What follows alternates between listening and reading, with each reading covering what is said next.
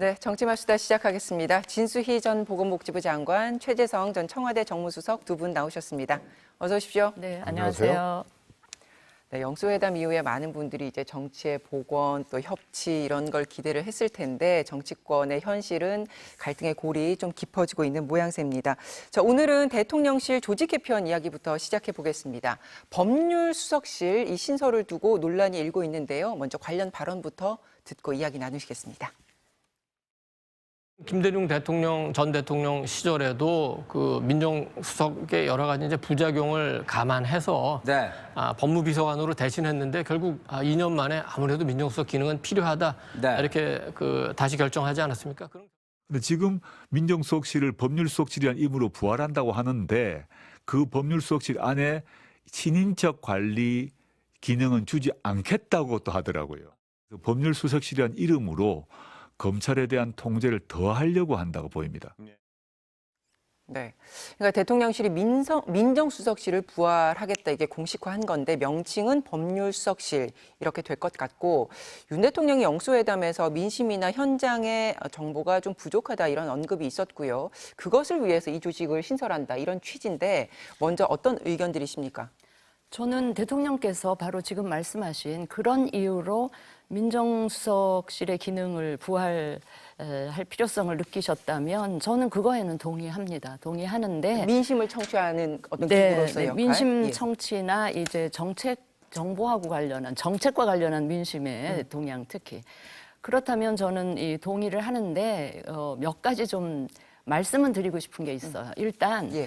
그렇다면 저는 법률수석실이라는 명칭은 저는 안 쓰셨으면 좋겠고 그냥 민정수석실로 그대로 가면 좋겠는데요. 그 민정수석실 할 때 민정이라는 말은 어원이 그 옛날에 그 백성들의 백성들의 그 민심을 마음을 살피고 백성들의 생활 형편을 좀 들여다본다 이런 의미를 갖고 있는 것이기 때문에 그 어원에 충실한 기능을 수행하기로 하면 저는 뭐 전적으로 동의를 해드리고 싶고 그래서 그냥 그 명칭은 민정수석실로 하면 좋겠고요. 예. 그 다음에 그 민정수석실의 통장 보면 우리 최 수석 더 잘 아시겠지만 민정비서관, 법무비서관, 치안비서관, 공직기강비서관 이렇게 이제 업무들이 나누어져 있는데 그렇다면 그 치안이나 법무나 공직기강 비서관 정도는 이제 검찰 출신이나 경찰 출신이 하더라도 민정수석하고 저는 민정비서관 정도는 정말 그 정치인 출신의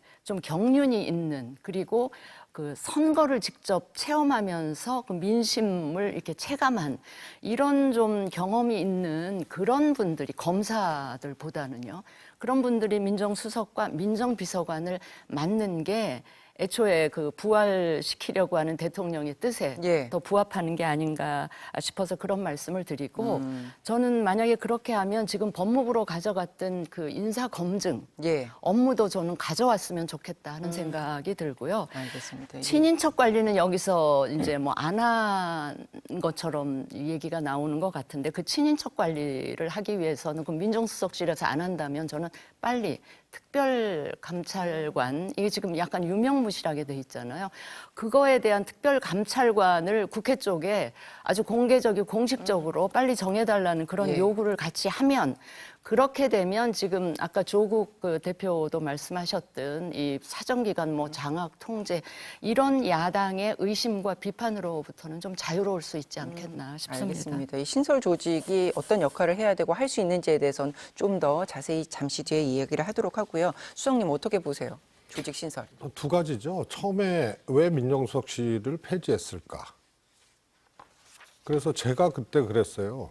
검사 출신 대통령이 네. 굳이 민정수석실을 통해서 검찰을 움직이고 장악하고 할 필요가 없다. 그리고 한동훈 법무부 장관이 이제 초대 법무부 장관이 이 정부에서 됐잖아요. 그래서 아마 민정수석실이 필요가 없을 거다. 두 번째로 민정수석실 기능 중에 하나가 인사검증이 있거든요. 예. 근데 그것도 안 하겠다는 얘기예요. 그다음에 인사수석실도 그때 또 없애버렸어요. 지금도 없죠. 그래서 민정수석실, 인사수석실을 없앤다. 그래서 대통령이 대통령실의 두 수석실을 없애면서 검찰이라든가 인사 검증 기능을 직할 체제로 하려는 거 아닌가 이런 문제 제기를 제가 그때 했었거든요. 예. 초기에. 그리고 실제로 그렇게 한 것 같아요. 그러니까 인사가 엉망이었고 사실 고전적으로 과거부터 해왔던 인사 검증, 인사 협의, 그다음에 대통령의 지명, 인사권 행사 이런 것들이 완전히 그냥 이상하게 됐거든요. 그게 하나 있고요. 예. 그다음에 그러면 지금 왜 부활하려고 하는가? 그럼 부활하려면은 그 이유하고 어떻게 부활시키려고 하는가? 우선은 민정수석실 기능 중에 중요한 이제 친인척 기능이나 이런 것들은 지금 법률수석실을 신설해서 그 기능을 넣더라도 필요 없어졌어요. 사실상. 김건희 여사 문제가 너무 커요.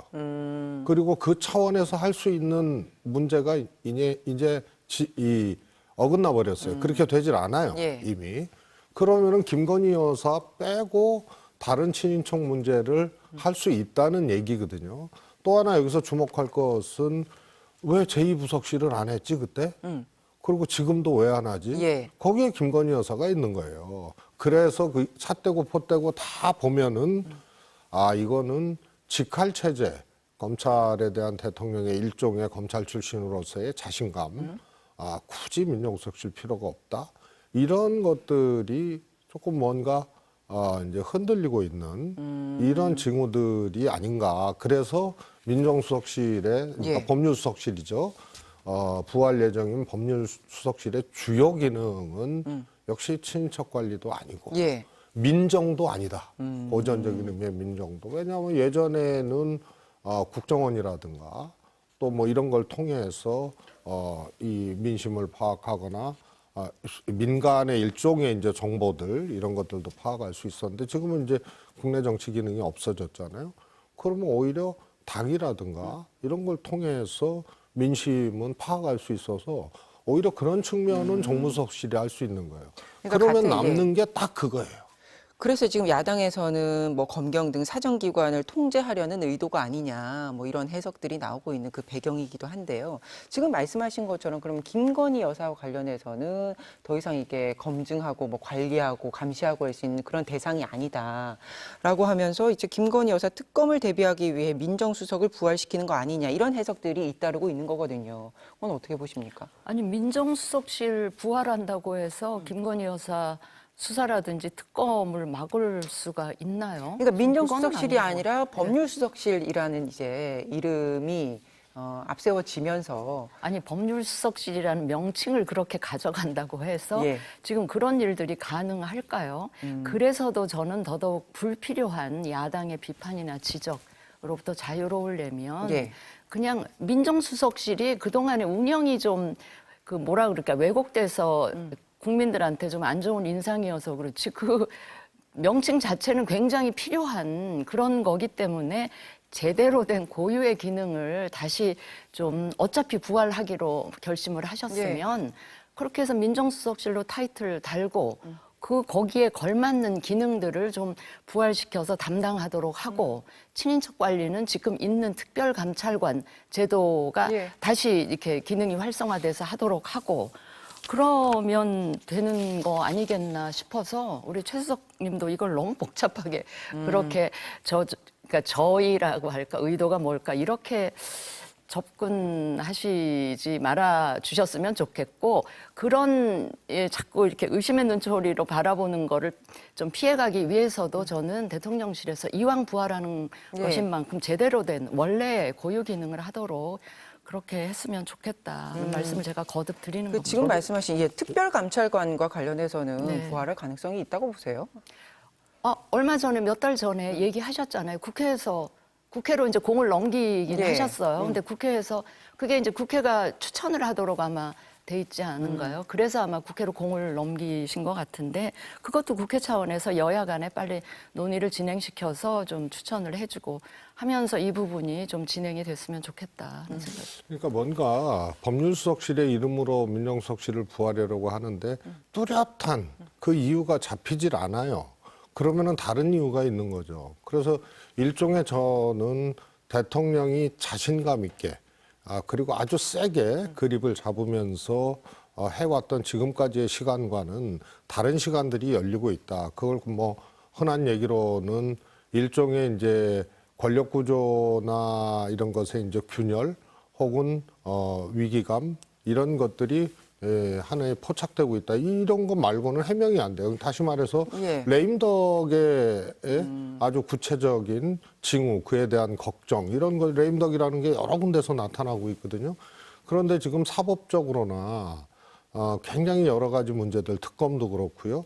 이 특검은 국회에서 하고 대통령이 그냥 이 거부권 행사 안 하면 되는 것이거든요. 예. 그런데 특검이 되더라도 이것을 대응해야 될 여러 가지 문제점들이 있고요. 특검뿐만이 아니고 지금 진행되는 어떤 수사라든가 이 정권 관련된 것들이 이제 더 늘어나게 돼 있고 지금도 이제 굉장히 여러 개거든요. 그래서 과거와 같이 뭐 보도도 있지 않습니까? 지금 뭐 검찰 대검에서 대통령실하고 조금 다른 그런 징후들이 보이고 예, 뭐 예. 이런 등등의 것들이 다 그런 수요들이 이제 수요에 대응할 필요성들이 생긴 거죠. 그러니까 그래서 이제 뚜렷하게 부활의 예. 분명한 한 가지 목적 이유들이 분명하게 안 잡히면 다른 이유가 있는 민정수석실의 어떤 기능과 역할을 재조정하면 되는 것인데 굳이 이름을 법률수석실로 바꾸는 것에 대한 어떤 이유, 그런 배경 이렇게 분석들이 나오는 건데 이게 과한 해석일까요? 그래서 제가 명칭은 대통령께서 그 비공개 그 영수회담에서 하셨다는 말씀이 그거였다는 거 아니에요? 예. 민심의 동향과 이 정책과 관련한 그런 대응을 하는 데 있어서 좀 미흡했다. 그게 이 부활하려는 정말 그 목적이면 예. 굳이 법률수석실로 해가지고 이렇게 불필요한 논란을 자초를 할 필요가 있겠는가. 그냥 기존의 민정수석실 제대로 기능을 하도록 하겠다. 이렇게 하면 굉장히 간단하고 야당의 비판을 무력화시킬 예. 수도 있기 때문에 저는 그렇게 갔으면 좋겠고 민정수석이나 민정비서관만큼은 검사 출신이 아니고 예. 법조인 출신이 아니고 좀 정말 이 민심에 좀 그 예민한 그 경험들이 있으신 분들이 진영이 좀 색깔이 적은 그러나 경륜이 있는 합리적인 정치인 출신으로 만약에 한다면 저는 이런 야권의 비판이 전혀 무색해지지 않겠습니까? 그러니까 민정수석 후보군에 벌써 검사 출신, 검찰 출신 인사들이 언론에 이제 거론이 되고 있더라고요. 그래서 제가 좀 그 부분에 대해서 좀 네, 우려를 네, 하시는 거예요, 그렇죠? 근데 아마 검사 출신 아니면은 생각도 못 할 거예요. 그러니까 뭔가 목적성이 지금 뚜렷하기 때문에 지금 그렇게 거론이 되고 있다 이렇게 아니 보시는 이런 거예요. 거죠. 한동훈 법무부 장관이 없잖아요. 대통령이 있잖아요. 둘 다 검사 출신이었잖아요. 그래서 알아서 되는 거였어요. 총선에서 졌잖아요. 한동훈 장관도 없잖아요. 그리고 대통령과 대통령 주변에 여러 가지 이제 사법적인 문제나 이런 것들이 발생되고 진행되고 있잖아요. 그런데 대통령이 직접 대응할 수 없잖아요. 네. 그다음에 최상병 문제도 대통령의 경로로부터 시작됐다는 거 아니에요. 그래서 이제 아는 거예요, 대통령이. 그래서 그렇게 험담 비슷하게 해서 뭐 사람 겁박하고 공직기강이라는 미명 아래 사람들 어떻게 하고 이랬던 민정수석실이 뭐가 필요 있습니까? 이랬던 대통령이 이거를 부활시키는 것은 이유가 저는 아주 명료한데 알겠습니다. 그게 밖으로 이게 표출되기 어려우니 부활 이유가 석연치 않게 또 뚜렷하게 설명이 안 되어지는 거예요. 최수석님 그런 지적들은 조금 지켜봐가면서 천천히 하셔도 될 것 같아요. 그러니까 일이 그르치기 전에 좀 우려를 표하시면서 좀 바로 잡고자 하는 말씀이신 것 같고 또 장관님도 이런 비판 받지 않도록 정부가 좀 정리를 잘했으면 좋겠다. 이렇게 좀 정리를 하고요. 윤 대통령이 취임 2주년 기자회견을 여는 방안이 추진이 되고 있습니다. 이전에 단독 인터뷰 또 녹화 방송으로 진행이 되다 보니까 일방적인 소통이었다 이런 지적이 이어졌는데요. 이번에는 과연 직접 질문을 받고 대답하는 모습을 국민들께 실시간으로 보여드리는 형식으로 진행이 될 가능성이 있을까요? 저는 사실은 대통령 기자회견, 그것도 취임 몇 주년, 취임을 기념하는 기자회견이면 당연히 그 생방으로 현장에서 기자들의 이 질문을 직접 받고 답변하는 그런 거가 당연한 모습인데 과연 형식을 갖고 우리가 이렇게 얘기한다는 것 자체가 되게 좀 이례적이다. 이례적인데요. 예. 제가 지난번에 왜 그 저기 어디 KBS 단독으로 인터뷰하신 적 있잖아요. 맞습니다. 대담. 예. 대담. 그때 보니까 정책 관련한 것도 별로 뭐 그 사전에 뭐 질문협이 없었다고 하는데 줄줄줄줄 다 파악하시고 말씀을 하시더라고요. 그래서 제가 그때 그거 보면서 아, 저 정도면 현장에서 즉석으로 질문 받고 답변해도 무리가 전혀 없어 보이는데 왜 자꾸 그런 형식을 용산에서는 피하는 걸까? 참모들이 자꾸 만류하는 걸까? 뭐 이런 생각도 저는 했었는데 예. 저는 특히 취임 2주년 거기다 이제 총선도 끝난 이 시점에 하는 거기 때문에 좀 생방으로 하고요. 현장에서 기자들 질문 받고 추가 질문 있으면 그것까지 받으면서 이렇게 하시면 정말 좋겠다 이런 생각을 갖고 있고 충분히 저는 하실 수 있다고 봅니다. 아, 그래요? 네. 예. 어떻게 보세요, 가능성? 대통령이 취임 기자회견이든 신년 기자회견이든 뭐 하느냐 마느냐의 문제는 있을 수 있어요. 근데 하는데 어떻게 하느냐, 생방이냐 녹화냐, 다 대담 형식이냐 회견 형식이냐 이런 거 가지고 뭐 이 논란이 되고 이랬던 거는 처음인 것 같아요. 그래서 하나도 궁금하지 않은 것이어야 되거든요. 아, 취임 2주년 기자회견 네. 한다. 뭐 당연히 그러면은 하는 거고. 뭐, 아, 예. 그렇구나. 무슨 얘기를 할까? 그래서 그날 이제 지켜보면 지켜보는 되는 거, 예. 것인데 이것을 할까 안 할까부터 하면은 녹화로 하냐 생방으로 하냐 한 언론사하고 하느냐 뭐 회견 형식으로 하느냐 뭐 이렇게 복잡해졌어요. 아니, 근데 수석님은 이제 청와대에 계셨으니까 사실 뭐 이렇게 기자회견이 있다 그러면 참모들이 어쨌든 예상 질문들을 쫙 뽑고 그리고 거기에 대해서 뭐 홍보수석을 비롯해서 각 부처들이 거기에 대한 답안을 마련하고 최종적으로 이제 대통령과 좀 협의를 하고 뭐 그렇습니다. 최종 답안을 정리하고 뭐 이런 일련의 과정들이 있지 않습니까? 그렇습니다. 그러면 그렇게 해서 준비를 하면 뭐가 지금은 이렇게 어렵고 힘이 드는 걸까요?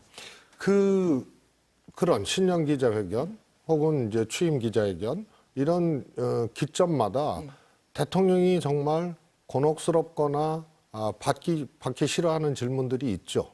있죠. 역대 김건희 대통령들이 여사 다 관련된 있었죠. 그러나 이 정도로 대통령 자신의 문제라든가 또 부인 영부인 김건희 여사의 문제라든가 관련된 법률의 문제라든가 이런 것들이 딱 그 계기마다 있었어요.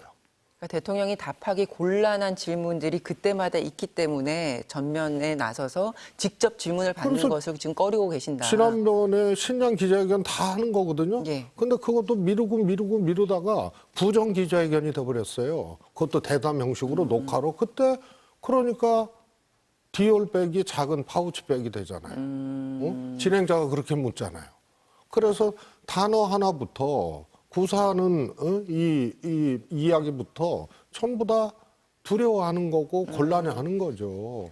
근데 워낙 이렇게 본인의 의견을 굉장히 이렇게 거침없이 잘 밝히는 네. 스타일이시잖아요. 그리고 그 그러니까요. 부분에 대해서 네. 후보 시절에도 국민들의 지지가 있었고 네. 그렇기 때문에 사실은 좀 어렵고 곤란하더라도 이 정도 시점이 됐을 때는 한번 그냥 정면 승부를 하시는 게 네. 지지율도 올라가지 않을까 싶은데. 아니 그래서요 예. 저는 참모들이 너무나 대통령을 과잉 보호하는 거 아닌가 싶은 생각도 들거든요. 예. 사실은 취임하시고 나서 그 용산에서 도어 스태핑까지 하겠다고 자청하셔가지고 하셨던 분 아닙니까? 예. 그런 상황이기 때문에 저는 그게 대통령의 고집이나 의견은 아닐 것 같고요. 참모들이 괜히 불안하니까 자꾸 이렇게 과잉해서 보호를 하는 차원에서 이러는 게 아닐까 싶은데, 근데 평소에는 참모들 얘기도 잘 안 들으시는 것 같다 이런 또 세간의 평이 있는데, 이런 부분이야말로 참모들이 자꾸 걱정하고 그래도 아니야 하겠다 이렇게 하시면 좋겠어요. 예, 알겠습니다. 저는 이게 뭐 그거는 아닌 것 같고요.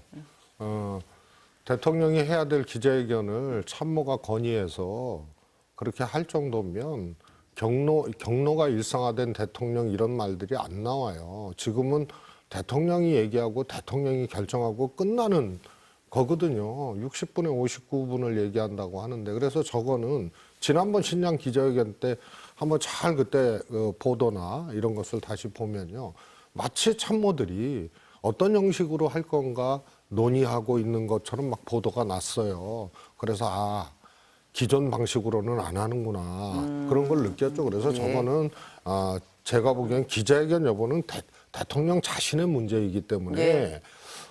기자회견 당연히 해야 될 취임 기자회견을 참모들이 하지 말으라고 한다고 대통령이 따라간다? 저는 그건 아닐 아니라고 것 봐요. 같다. 알겠습니다. 이게 기자회견을 하면 어쨌든 생중계를 하게 되면 주간 언론사가 있습니다. 이 언론사를 저희 MBC가 하게 되면 굉장히 파격적이고 상징적인 어떤 하나의 계기가 되지 않을까 네. 개인적으로 또 한번 생각을 돌아가면서 해봅니다. 하는 건가요? 그래서 라이브로 예. 날것으로 해야죠. 예. 제한 없이. 알겠습니다. 자, 이어서 국회 상황 짚어보겠습니다. 5월 임시국회 일정과 의제를 두고 여야 갈등이 고조되고 있습니다. 이번 주말에 국회의장 해외 순방이 예정돼 있어서 민주당은 반드시 내일 꼭 본회의를 열어야 된다는 입장이고요. 국민의힘은 쟁점 법안 빼고 민생 법안 처리한다라고 약속을 하면 우리가 응하겠다. 그렇지 않으면 응하지 않겠다. 이런 입장입니다. 직접 들어보시죠. 5월 2일 정상적으로 본회의 절차하면 5월 4일 출국하시는 걸 누가 뭐라 하겠습니까? 21대 국회가 이거 처리 못하고 가면 특히 이제 이태원 특검법을 특별법을 포함해서 이 세 가지 법안에 대한 마무리하지 못하면 어떻게 그 국민들에게 면목을 들 수 있냐는 게 제 생각입니다. 민생법안 처리, 합의된 민생법안 처리를 위한 본회의를 열겠다면 동의해 줄 수 있습니다. 그러나 정쟁 유발할 수 있는 그런 법안들을 처리하겠다는 본회의는 동의하기 어렵습니다. 야당은 21대에서는 최상병 특검, 이태원 참사 특별법 등 쟁점 법안 반드시 처리하겠다. 지금 의지가 강합니다. 공언을 하고 있고요. 김진표 국회의장은 여야 합의가 없으면 본회의를 열지 않겠다는 입장이 좀 강한 편이라 내일 본회의가 과연 열릴 수 있을까요? 수석님. 제가 보기에는 이제 뭐 민주당이 같은 당 출신의 김진표 의장을 상당히 이제 압박하면서 예. 하고 있는데 저는 쉽지 않을 거라고. 그러니까 오늘 홍익표 원내대표가 나와서 언론에서 하는 말은 본회의가 열릴 가능성은 있는데 또 이 법안, 쟁점 법안이 상정이 될지는 또 미지수다. 이렇게 인터뷰를 하는 걸 봐서는 기류가 그렇게 긍정적이지 않다. 이렇게 읽고 있는 것 같아요. 근데 어느 당 소속이든 국회의장님들은 늘 그러셨어요. 그러니까 양당이 합의를 해봐라, 합의를 해라. 그 본회의 열리는 마지막 순간까지도 그렇게 양당 원내대표를 좀 압박해 오곤 했었죠, 국회의장님. 근데 저는 이제 4일날 출국하시고 그 해외 일정도 이미 상대국하고 다 일정이 합의가 됐을 거란 말이죠. 그거를 이제 바꿀 수는 없을 것 같아서 4일날 출국은 하셔야 되는 상황이고 따라서 2일이 3일은 못 여나요? 그래서 회기가 있나? 어쨌든 저는 그러니까 그래서 해외 순방 전에 열어야 된다. 예. 열리긴 열릴 거라고 보고요. 그 의장께서는 마지막 순간까지 어떻게든 양당을 압박하기 위한 수단으로 저렇게 말씀을 하시는 게 아닌가 싶은 생각이 들어요. 네. 그러니까 민주당으로서는 21대 국회 임기 안에 재표결 절차까지 이제 가정을 하면 반드시 이제 2일에는 열어야 된다는 입장인 건데 지금 원내 수석 부대표들끼리 계속해서 협의를 하고 있다고 하는데 이 쟁점 법안들에 대해서 협의는 가능할까요, 지금? 법안마다 조금 다를 것 같아요. 가령 이태원 참사 특별법 같은 경우는 소위 말해서 민주당이 스스로 이제 법안도 많이 이렇게 좀 지적하고 국민의힘에서 문제 제기하는 것을 조금 완화시키는 법안이거든요. 예. 그래서 소위 말해서 이제 영장을 이 청구토록 요청할 수 있는 이제 권리 있지 않습니까? 권한 이런 부분들에 대한 이제 그걸 대표적인 독소 조항이라고 하는데 그런 것들이 조금 다른 어떤 협의가 될 수 있는 그런 가능성이 있고요. 그러면 이태원 참사 특별법은 좀 협의 가능성들이 있다고 보고. 예. 근데 최상병 관련된 특별법은 이건 이제 대통령의 문제일 수도 있거든요. 그래서 그거는 국민의힘 입장에서는 그야말로 절대 받을 수 없는? 협의 자체를 할 수 없는 그런 내용이 아닌가 싶어서 그건 좀 다른 문제고. 근데요, 예. 이 최상병 특검하고 관련된 법도 저는 이게 시간 문제지.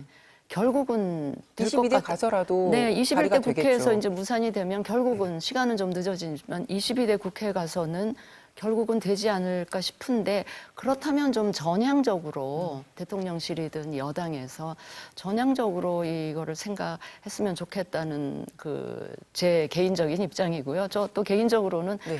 보수 정당 아닙니까? 국민의힘이 보수 정당이면 국가 안보를 굉장히 중시하는 거고 그게 정체성이고 그런데 그 국방의 의무를 지러 군에 갔다가 이렇게 희생당한 그런 병사의 죽음에 관한 진실을 파헤치겠다 그러는데 이거를 보수 정당에서 이렇게까지 반대하는 거는 당 정체성하고도 좀 안 맞는 것 같다는 생각이 들어서 그러니까 여당의 입장은 지금 네. 시종일관 네. 공수처의 수사가 본격화하고 있으니 이 수사를 지켜보고 그래서 미진하면 특검을 해야지 이게 순서가 맞지 않다 이 얘기를 하는 것 같습니다. 아니 그런 주장도 일리는 있어요. 왜냐하면 이 공수처라는 게 언제 만들어진 겁니까? 문재인 정권 때 만들어진 건데 만들 때 왜 이렇게 부실하게 만들었는지 거기도 저는 원인이 있다고 보여요. 수사 능력이 너무 없기 때문에 거기서 이제 수사 의지도 뭐 꺾인 상태에서 최근에 그냥 갑자기 막 부지런하게 수사 진도를 내고 있는 상황이라서 이제 그 네. 점을 지적을 하면서 어쨌든 공수처가 지금 속도를 내고 있으니 조금 지켜보다가 해도 늦지 않지 않느냐 뭐 이런 입장인데 그런 입장도 나름 일리는 있어요. 그런데 이제 저도 그 생각을 한때는 했었어요. 얼마 예. 전까지는 했는데 결국은 이 특검은 언제인지는 모르겠으나 이제 될 것 같은데 그렇다면 그냥 아예 전향적으로 아예 이렇게 받는 게 국민의힘과 이 정부가 좀 달라지고 있고 달라지려고 하는구나 이런 시그널을 총선 참패 이후에 국민들에게 줄 수도 있고 하니까 좀 그렇게 전향적으로 입장을 좀 바꿔줬으면 좋겠다는 생각도 더 많이 듭니다. 예, 네. 그러니까 지금 공수처의 수사가 아무리 활발하게 진행이 되더라도 결국에는 이 수사 개입 의혹 그 선이 과연 어디까지냐 여기 정점까지 과연 본격적으로 수사가 공수처를 통해서 진행될 수 있겠냐 지금 거기에 대해서 야당은 의혹을 갖고 있는 거예요, 그렇죠? 그래서 본회의가 열리고 최상병 특검법 등이 본회의를 통과하게 되면 이번에도 이건 대통령이 제2요구권을 행사할까요? 저는 당연히 한다고 보고요.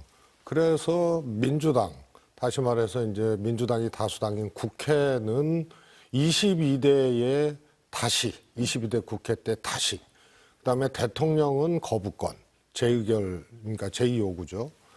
이 대결이에요. 그러니까 지금의 국회 다 끝나가는데, 21대 국회 다 끝나가는데, 민주당이 이걸 하고, 다시 대통령 거부할 건데. 예. 그래서 이거는 한 번에 끝나지 않는다고 보는 거예요. 그래서 대통령의 거부권이 명약하나하기 때문에 그러면 제가 보기에는 21대 국회에서 재의결이 되기 어렵습니다. 예. 왜냐하면 국민의힘의 이탈도 이탈이지만 민주당도 현역 의원들이 많이 교체됐거든요. 그러면 실제로 출석을 안 하는 분들이 꽤 있을 거예요. 그럼 다수당이 더 많을 수밖에 없죠. 그렇게 되면은 이게 재의결 정족수를 채우지 못할 가능성이 크거든요. 예, 그러니까 윤재호 원내대표는 그 얘기를 합니다. 결국에는 정쟁 유발하겠다고 하는 거 아니냐. 아니, 민주당 저는 뻔히 이렇게 다 민심의 보이는데. 게임이죠. 대통령의 거부권이 계속될 것이기 때문에 적어도 이 최상병 특검법하고 도이치모터스 특검법은 대통령이 이거는 거부권 행사를 계속할 겁니다. 그래서 새로 바뀐 멤버들, 새로 바뀐 국회 구성원들에게 최대한 부담을 민심이라는 이름으로 부담을 줘야 돼요.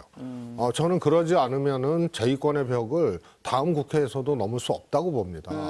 그래서 제 생각입니다만 이거는 21대 국회 때 그야말로 재의결을 통과를 목표로 민주당이 세게 뛰고 그 과정에서 국민들의 눈과 국민들의 또 마음이 있는 거 아니에요? 민심이라는 것이.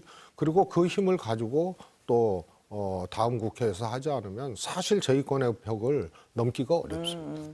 그러니까 이제 최상병 특검법은 21대 안에서 반드시 이게 처리가 되는 것, 이것에 대해서 가능성이 희박하다고 하더라도 이 충분한 이 과정에서의 어떤 목적성이 분명하다는 말씀이신데 동의하세요? 동의는 하는데 네. 그러나 이쪽 이제 국민의힘 이제 여권이나 이제 그 용산의 입장이 또 이해가 전혀 안 되는 거는 아니어서 참 풀기 어려운 문제구나 하는 생각은 드는데 그래서 저는 이재명 대표가 며칠 전에 그 용산에 가서 회담을 하실 때 사실 가시기 전에 1시간짜리 차담회라는 걸 모르고 간 건 아니잖아요. 네. 알고 갔으면 12개를 다 보따리를 풀어놓을 게 아니고 가시기 전에 이 1시간 정도 되는 거니까 내가 여러 가지 중요한 의제 중에 한두 개만큼은 꼭 좀 그 얘기를 하고 대통령의 어떤 이 그 생각의 변화라든지 뭐 이런 결심을 좀 끌어내겠다 싶은 그 회담에 대한 어떤 기대나 적극적인 의지를 갖고 가신 게 아닌 것 같다는 생각이 들어요. 예. 들면서 한편으로는 내가 이렇게 다 얘기를 했는데도 대통령은 아무 입장의 변화가 없더라라는 명분을 가지고 돌아와서 이 마지막 5월 임시국회를 세게 드라이브를 걸기 위한 명분 축적용으로 그렇게 보따리를 많이 챙겨가서 다 풀어놓지 않았나 뭐 이런 그 의심이 드는데요. 저는 모르겠습니다. 이 결과가 과연 표결에 붙였을 때 네. 어떻게 될는지 그다음에 이제 거부권 이렇게 되면 거부권 행사는 또 하실 것 같아요. 예.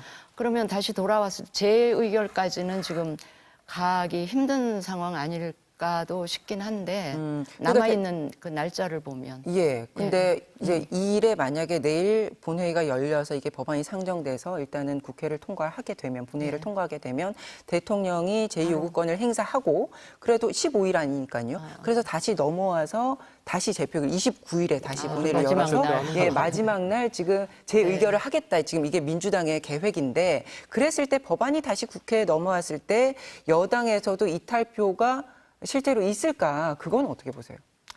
여당에서 이탈표는 이탈표라기보다 아마 이탈을 거기서 앉아서 반대를 찬성이라 그래야 되나? 뭐 하여튼 이탈하기보다는 네. 뭐 기권을 하거나 특히 낙선하신 분들은 그냥 아예 와서 명백하게 입장을 그 표결로 하기보다는 그냥 기권한 참여 안 하는 방식으로 입장 표명을 할 수도 있고 그러면 이제 모수가 달라지니까 예. 이게 통과되는지 안 되는지 계산이 굉장히 복잡해져 그렇죠. 예. 가지고 저도 이게 어떻게 될지를 가늠하기가 굉장히 좀 힘드네요. 그러니까 수장님께서는 아까 민주당 내에서도 지금 낙선한 의원들의 표는 뭐 불참으로 이어질 수도 있다. 뭐 이렇게 그게 변수가 될 수도 일부러 있다. 불참은 아니고 통상 이제 마지막 국회에는 뭐 국회의원들이 100%다 나오진 않잖아요. 그래서 그런 점이죠. 다만 이제 저 최상병 특검법 자체는 보수 쪽에서도 사실은 뭐 특검이라는 형식에 대해서는 찬반이 있을 수 있지만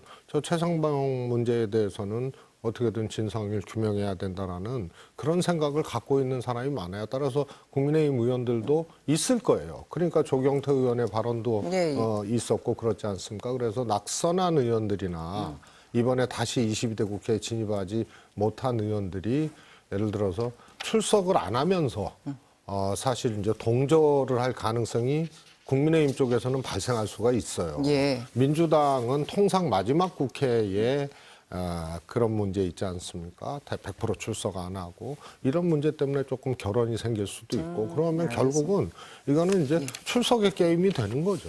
그러게요. 이게 공개적으로 국민의힘에서도 찬성 표시를 했던 그 안철수 의원도 어제는 당론에 따르겠다 또 이렇게 입장을 밝혔더라고요. 그러니까 사실은 이건 어떻게 될지 모르는 건데 일단 본회의가 열리긴 열려야지 뭐 이 모든 지금 대화가 가능한 얘기가 될 것 같습니다.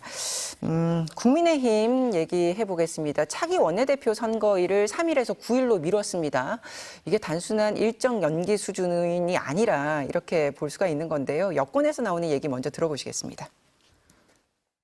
저는 뭐 가급적이면 저는 수도권 당선자분들 중에서 다선 의원들 중에서 이 역할을 맡으시면 좋지 않을까 하는 생각을 개인적으로 하고 있습니다. 이철규 의원이 원내대표를 출마를 하냐 안 하냐는 용산하고 뭐 저는 직결됐다고 봅니다. 소위 말하는 친윤이란 분들이 이철규 의원 원내대표에 대해서 반대를 하기 시작하는 걸 보니까 뭔가 기류가 바뀌나 보다 싶어서 며칠 좀 기다려보면 되는데. 네. 차기 원내대표 선거를 연기한 이유, 이제 공식적으로는 당선인들의 요구가 있었다. 이게 여당의 설명인데, 친윤 이철규 의원의 단독 추대론에 당내 반발이 거세지고 있는 이 분위기, 이것 때문이다. 다들 이렇게도 보는데, 이 분위기 어떻게 읽고 계세요?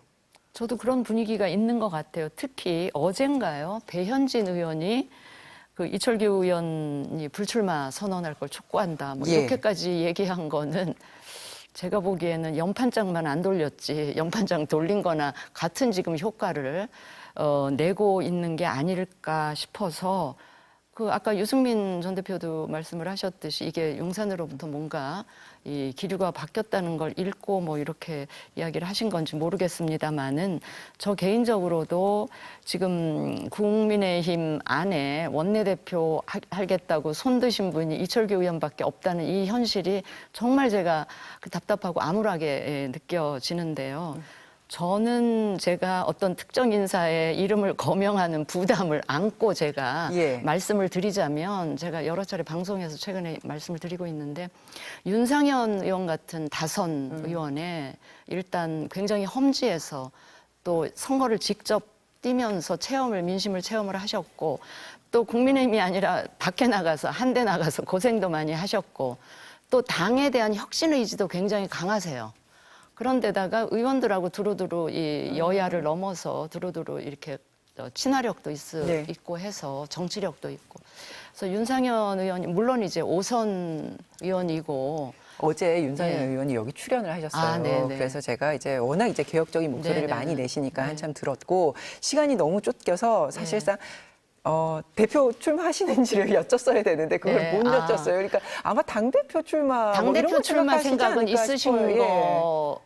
제가 뭐 직접 말씀은 예. 안 나눴지만 그런 생각이 있으실 것 같아요. 제 입장에서는. 그러나 지금은 전당대회 가기 전에 이 원내대표가 너무나 중요하기 때문에 이 원내대표 잘못 뽑으면요. 앞으로 있을 전당대회에 아무런 국민적인 관심도 없게 돼요. 흥행뿐만이 아니라 관심도 없고 아직도 정신 못 차렸다는 얘기 나올 게 뻔해서 저는 윤상현 의원 같은 분이 좀 선당후사, 당을 위해서 희생 그게 무슨 굉장히 영광스러운 자리겠습니까? 독배를 들어야 되는 자리인데 그래도 당을 위해서 좀 희생, 헌신한다는 그런 마음으로 이 원내대표에 좀 출마하셔서 원내대표 자리를 맡으셔서 지금 이제 비대위가 뜨잖아요. 네. 비대위를 뭐 관리형 비대위라고 얘기하는데 저는 관리형 비대위라도 혁신적인 조치 충분히 할 수 있다고 봐요. 네. 그래서 그 비대위의 영향력도 좀 윤상현 원내대표가 되셔서 좀 영향력, 그러니까 혁신의 의지를 좀 불어넣는 이런 좀 일도 하시고 하셨으면 좋겠다. 이런 생각에서 계속 제가 윤상현 의원 말씀을 드리고 있습니다. 네. 그러니까 요 며칠 사이에 굉장히 이철규 의원이 원내대표 출마하는 것에 대해서 부정적인 기류가 막 거세지고 있는데 이런 정도의 상황이면 이철규 의원이 어떤 결단을 보일 수도 있을 것도 같은데 아직 본인이 스스로 뭔가를 발표하진 않았고요. 뭐 그런 불출마 가능성이 읽힌다 뭐 이 정도의 보도들은 나오고 있는데 가능성 어떻게 보세요? 그거는 진정관님한테 여쭤보시겠죠. 저는 이렇게 예. 되면은 나오기 힘든 상황이 되지 않겠나. 근데 통상은요, 다른 경쟁 후보가 있으면 더 나오기가 힘들어요. 선거 책임론. 예, 예. 또 이철규 의원이 자숙해 또 모자랄 판에 이런 이제 충남지사 발언도 있고. 그런데 지금 경쟁 후보가 없잖아요. 다 꼬리를 내렸거든요. 이것도 정말로 이상한 거예요. 민주당도 지금 박찬대 의원 혼자 나가잖아요. 예. 근데 조금 과정의 성격이 다르거든요. 민주당은 아무 잡음 없이 저는 뭐 그것도 조금 이상한 거라고 보지만 예, 예. 박찬대 의원이 혼자 가잖아요. 근데 여기는 이철규 의원 하니까 잡음이 일어나면서 근데 다른 후보가 안 보여. 이것도 그건 왜라고 보세요? 경쟁자들이 없는 이유는 국민의힘에서? 왜 안 나와요? 저는 그거는 하나의 이제 힘이 작동했다고 보는데 그것이 뭐 본인한테 뭐 나오지 말아라 이런 힘이 아니고 일종의 압력이 아니고 나가도 안 되겠구나. 그러니까 결국에는 윤심이 작용하고 있다 이런 배경을 읽고 있기 때문이라고 보세요. 그게 뭐 가시적이든 또 확인된 것이든 이철규 의원이 나오면 좀 어렵다고 판단을 하니까 안 나오는 거죠. 그런데 저 상황이면 이철규 의원이 만약에 나오게 되고 다른 경쟁 후보 누가 나오겠다고 의사 표명을 하면 예. 이철규 의원이 경선을 해도 지게 되는 거예요, 저거. 그러기 때문에 저는 결국은 이철규 의원은 아마 출마를 접지 않겠나 싶습니다. 그러면 이제 당 기류가 이렇게 바뀌고 있으면 지금 말씀하신 것처럼 경쟁자가 이때까지는 안 보였지만 이제 3선 뭐 정도 되는 의원들 다시 출마에 적극적으로 뛰어들 거라고 보세요?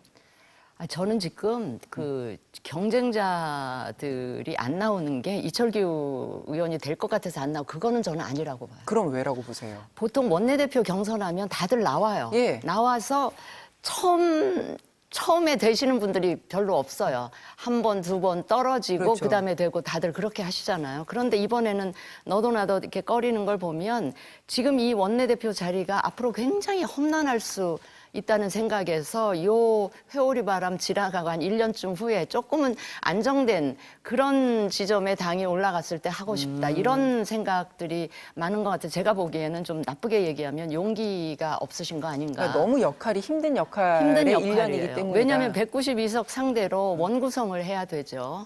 원구성을 하고 그 앞으로 이어지는 뭐 이제 이번에 특검법 통과 안 되면 21대 국회 처음에 이제 네. 이런 것들이 계속 논란이 되고 하는 이게 생각만 해도 좀 험난하게 느껴지지 않겠습니까? 이 쓰디쓴 독배라는 걸 너무나 잘하는데 거기다 대고 저여저여 나서지 못하는 거 아닌가 싶은 생각이 드는데 그래서 제가 자꾸 아까 그 윤모 의원 그 말씀을 그 정도의 노련함이면 지금 이런 난국을 헤쳐나갈 노련함이어야 것이다. 되지 않겠나 싶은 생각이 들어요. 근데 통상 예.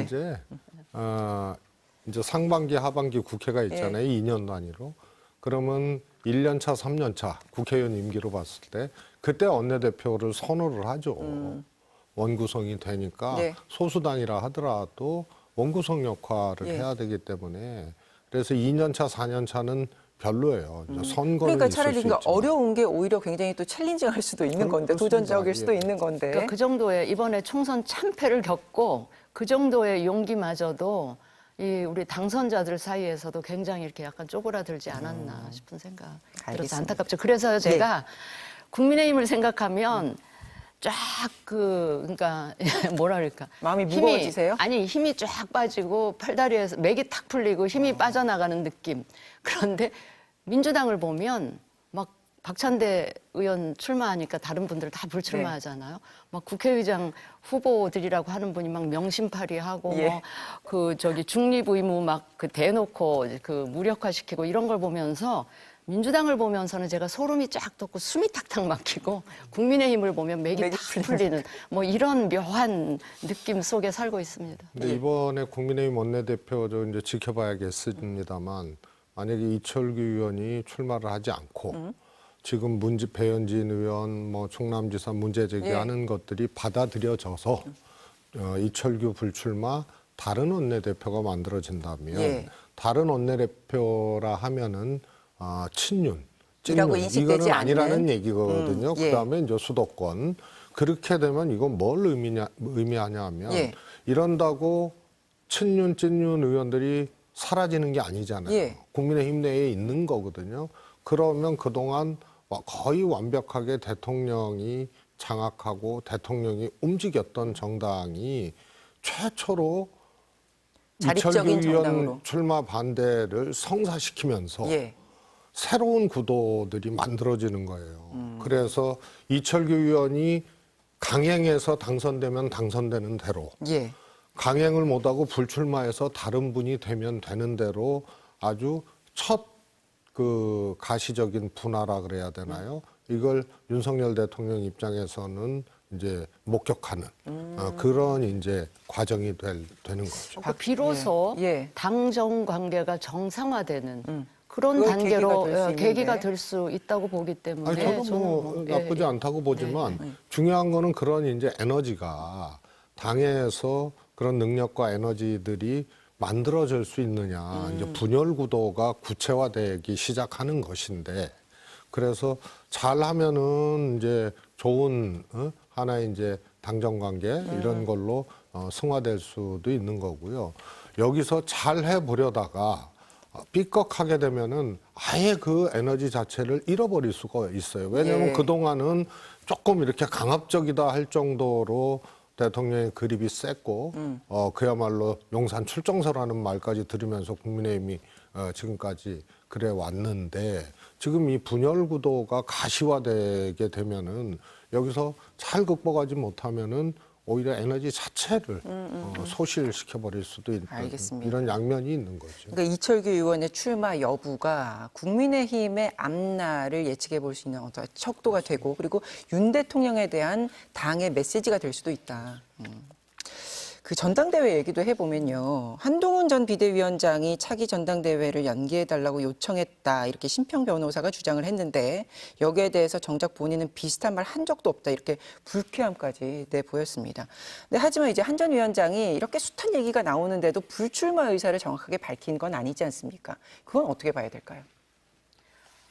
그러니까 한동훈 위원장 본인이 이제 정치를 하겠다는 의지가 강한 거는 다들 알려져 예. 있잖아요. 근데 언제 어떤 공간으로 복귀를 하느냐 그걸 가지고 본인이 굉장히 깊이 아마 고민을 하고 계신 거 아닌가 싶어요. 이제 고민을 하는 과정에 주변에 이제 가까웠다고 여겨지는 분들한테 의견도 듣고 하지 않을까요? 예. 그런 과정에서 어떻게 흘러나온 이야기들을 가지고 이 심평 변호사가 하는 게 아닐까 싶은데 이것도 저는 순전히 제 그럼요. 추측인 예, 예. 거죠. 예. 예, 그런 상황인 것 같은데 저는 심 변호사님이 자꾸 뭔가를 언론에다 얘기하는 게 그게 정말 근거가 있는 건지는 저는 잘 모르겠어요. 네. 그러니까 심평 변호사가 이 스피커로서의 신뢰도에 여권 인사들은 많이 이제 의구심을 갖고 있는데요. 어쨌든 한동훈 비대위원장이 다시 정치에 등판을 할 거라면 가장 적절한 타이밍은 언제라고 보세요, 수석님은? 저는 복귀가 이제 어려울 수도 있다. 어려울 수도 있다. 라고 이제 보고 있고요. 예. 그다음에 이제 뭐 본인이 이제 일종의 이제 마음을 내서 언젠가 이제 복귀하겠다라고 해서 복귀하더라도 매끄럽지는 않을 것이다, 어려울 것이다 이렇게 보고 있습니다. 왜 그렇게 보세요? 새가 없어서? 그것도 있고요. 예. 일단 대통령이 이 인기가 있든 없든 예. 잘하고 있든 못하든 간에 대통령하고 원래 각을 세우면서 살아왔던 사람이 아니고 뭐 제 표현입니다만 오랜 동안 끈끈한 검사 동업을 해왔던 분이 정치 동업이 안 돼가지고 윤한 갈등이 일어난 거 아니에요. 그래서 윤 대통령하고 맞서도 이상하고 윤 대통령하고 함께해도 이상한 그런 환경이 되어버렸어요. 예. 그래서 복귀를 한다 하더라도 뭐 새도 새지만 우선 순전히 개인이 다 이거를 돌파를 해야 되는데 이 대통령이 다음 대통령을 만들지는 못해도 안 되게 할 수는 있거든요. 예. 왜냐하면은 대통령이 인기가 낮아도 지지층이 있잖아요. 예. 그 지지층이 반대를 하게 되면 그러면은 대통령에 맞서는 사람이 되기가 어려워요. 그래서 물론 뭐 박근혜 대통령처럼 완전히 탄핵이 됐거나 뭐 이러면 새로운 상황이 오지만 예. 그래서 굉장히 정치적인 포지셔닝 이런 것이 어렵고 또 환경이 어렵게 됐어요. 맞서기도 협력하기도. 그러면 맞설 수밖에 이제 없는 신세가 됐는데 그러면은 보수의 하나의 새로운 대안으로 그래서 총선 과정까지는 예. 굉장한 이제 지지도를 확보를 했는데 이것이 이제 반토막 나게 되는 거죠. 그렇게 되면. 그러면 뭘 가지고 그야말로 자기 꿈을 정치적 꿈을 실현하고 다음 스텝을 나갈 수 있느냐. 그래서 제가 보기에는 이번 전대에서 복귀를 못하면 다음에도 어렵다. 특히 예. 예. 보궐선거나 시도지사를 통해서 그다음에 용꿈을 실현하겠다. 이 경로는 아닌 것 같아요. 한동훈 위원장이. 네, 그러면은 다음 대선에 바로 간다.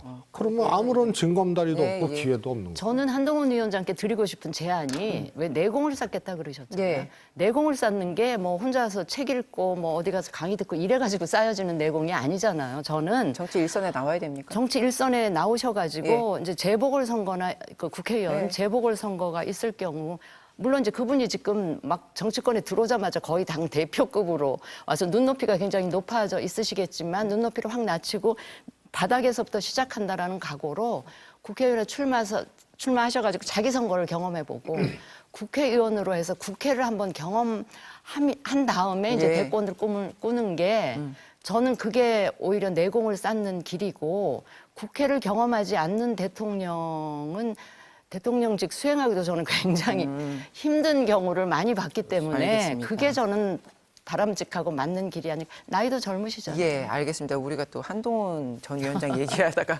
앞날을 이렇게 걱정해 주다가 시간이 오래됐는데 이 국민의힘과 관련해서 마지막 질문을 드리면 황우여 비상대책위원장 체제 하에서 과연 전당대회 룰을 민심을 더 듣는 쪽으로 바꿀 수 있을 것인가? 그렇게 바꿨을 때 과연 그러면 2달 앞으로 다가온 전대 더 미뤄질 가능성도 있는 것인가? 그리고 그렇게 됐을 때 뭐 유승민 의원 오늘 아침에 네. 라디오에서 고민하고 있다 이렇게 했는데 당대표 출마 그리고 당선 가능성 이것까지 좀 다 묶어서 의견을 여쭙겠습니다.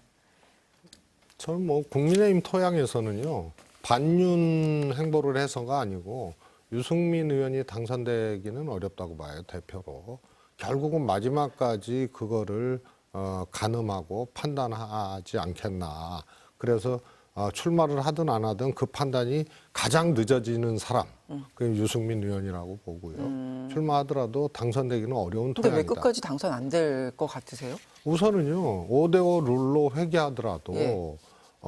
국민 여론조사 50%에서는 뭐 두각을 보일 수가 있겠지만 이 당심 50%에서는요 친윤이든 반윤이든 국민의힘의 소위 말해서 이제 배신자 프레임 이런 것이 굉장히 크고 뿌리 깊게 작동하고 있기 때문에 지금도 아무런 변화가 없거든요. 그거는. 그래서 당원들의 선택을 받기가 어려운 이런 거기 때문에 그거는 뭐 친윤, 반윤, 비윤 다 포함해서입니다. 네. 그래서 마지막까지 고민이 이어지지 않을까 싶습니다. 장관님은 예, 제가 드리고 싶은 말씀이 많은데 일단 전대를요. 지금 뭐 6월 얘기 나오는데 6월이든 7월이든 8월이든 저는 똑같다고 봐요. 그렇다면 예.